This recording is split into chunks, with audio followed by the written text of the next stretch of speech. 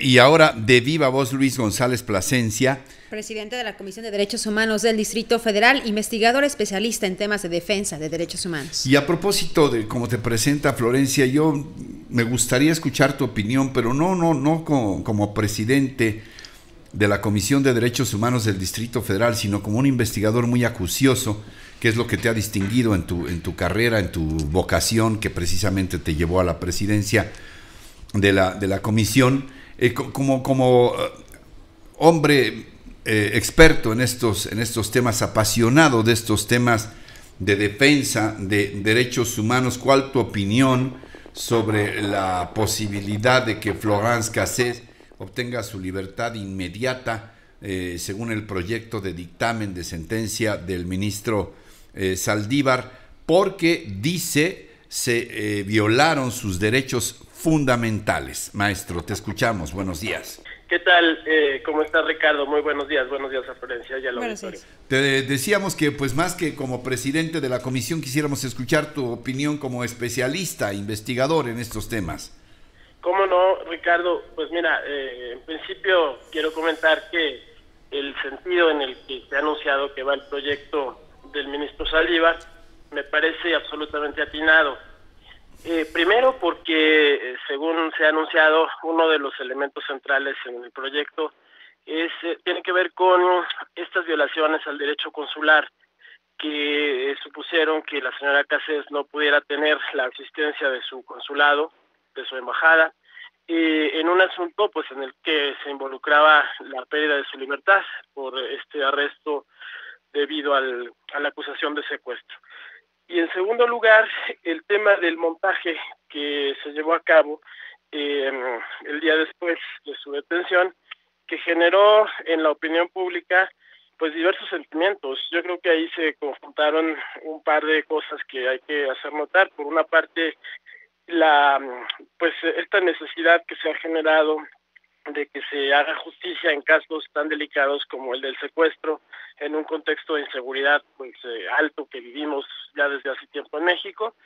Y por otro lado, una cosa que también me parece preocupante, que es la activación de sentimientos de xenofobia, que esos sentimientos se exacerbaron tiempo después, cuando se generó el conflicto, recordarán, con el presidente francés Sarkozy.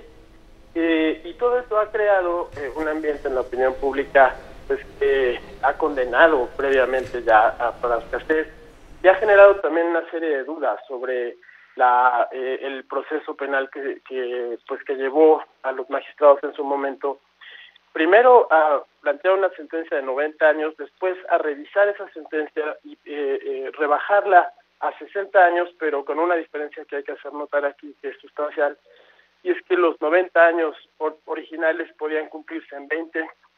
En la segunda sentencia se la condena a 60 años que tienen que ser cumplidos completos. Entonces, si uno revisa la circunstancia, en realidad hubo un aumento pues de 40 años en la sentencia.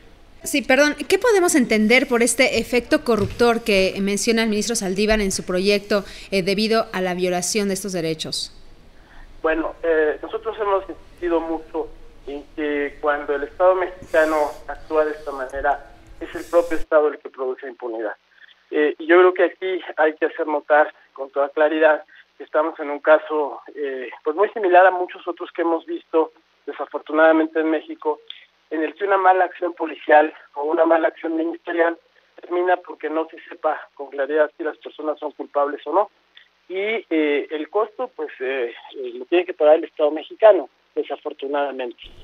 Creo que la resolución del ministro Saldívar pone un énfasis muy especial en este defecto del sistema penal mexicano y en esa medida pues es una llamada fuerte de atención para resolverlo.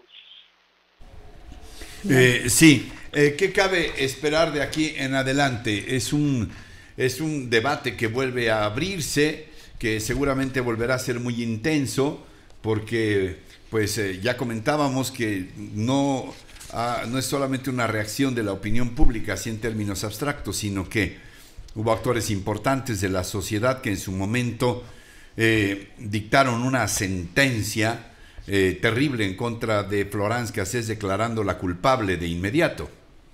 Así es, Ricardo. Yo creo que lo que toca especialmente a quienes han sido actores con voz pública en este caso es esperar a la resolución que tomará la primera sala de la Suprema Corte, apoyar esta resolución desde luego, pero también tener en cuenta que desde el día en el que se produjo la detención de Florence hasta este momento hay una importante cúmulo de evidencias que pues van demostrando desafortunadamente que efectivamente hay tantos vicios en el procedimiento que difícilmente se puede seguir sosteniendo de manera priorística la culpabilidad de la señora Cassés. Dejar en manos de la Corte esta decisión, insisto mucho en respaldar esta decisión y atenernos pues a la evidencia que están considerando ahora los ministros para la resolución final. Doctor, muchas gracias, estamos en contacto, gracias. Un saludo, Ricardo, Florencia, buenos días, se lo doy.